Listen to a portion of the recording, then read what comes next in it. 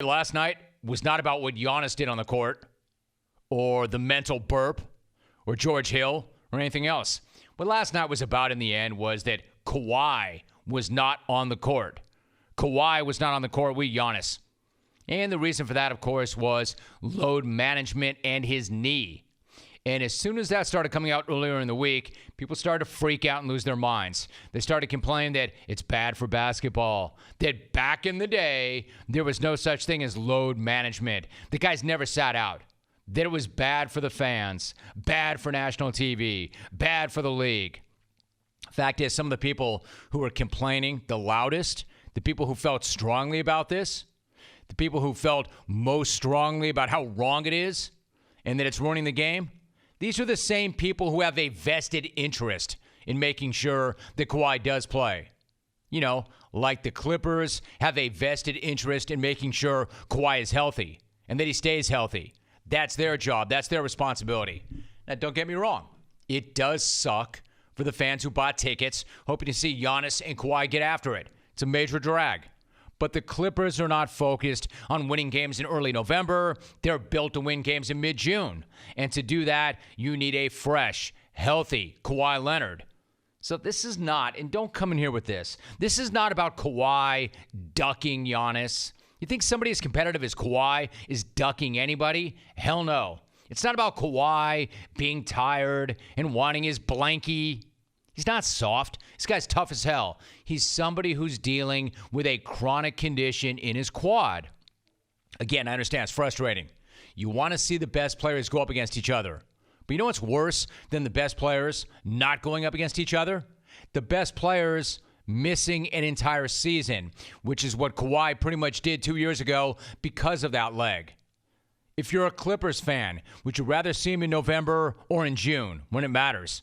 Because the Clippers would tell you it is no coincidence that he played 60 regular season games last year and then played his best basketball of his entire career in the postseason.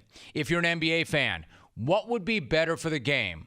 Kawhi grinding through a chronic condition in his quad just so he can play every single game and every back-to-back so tough guys from back in the day can respect him? Only for this guy's leg to blow up and shut him down in March. Would that be good? Would that be better for the game? If the guy was done for the season after the All-Star break, would you be saying, that's cool, that's good, that's fine? He can't play in the most important games, but damn, we got to see him in all those back-to-backs in November. And yes, I'm aware he said he feels great. Excellent. LA's goal is to make sure he still feels great in May and in June, not November and December. But remember, part of the reason he does feel great is that he did not play over the summer. He sat out those full contact sessions in their Hawaii training camp. The league is fine with it.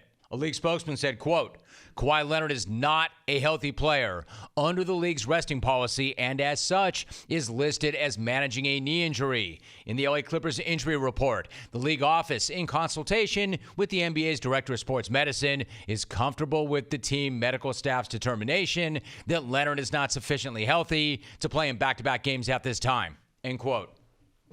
I know I'm spending a lot of time on this, but one more thing. Everybody knew this was how this was going to go down before the start of the season. Everybody knew there was going to be load management, and not just for Kawhi, but for other players as well.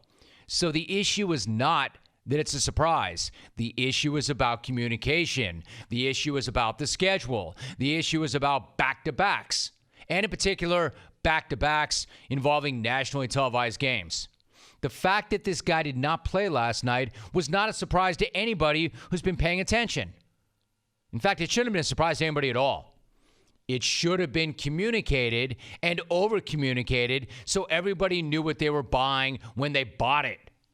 Doc Rivers is responsible for winning basketball games, and so is Kawhi.